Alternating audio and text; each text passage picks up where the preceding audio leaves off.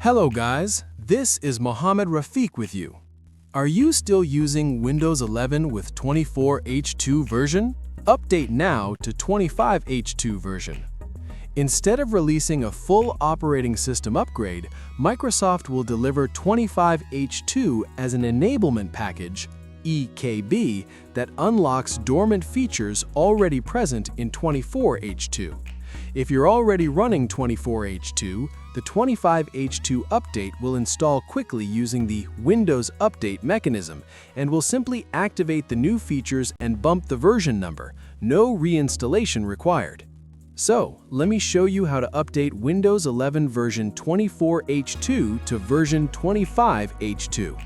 Here, in this system, you can see that Windows 11 Pro and version 24H2 is installed on this system. Now, let's see how to update this to the latest version 25H2. For that, click on Windows Update here. Here you can see Windows 11 version 25H2 available for installation. If not showing, click Check for Updates on your system.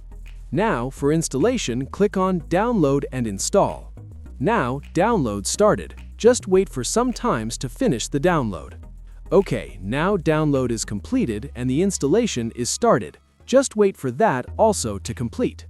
Okay, now the installation also completed. Now click on Restart Now to complete the update process. Okay, now the system is restarted. Now let's check System Info. For that, click on System and right, just scroll down and click on About. Here you can see the system updated to Windows 11 version 25H2.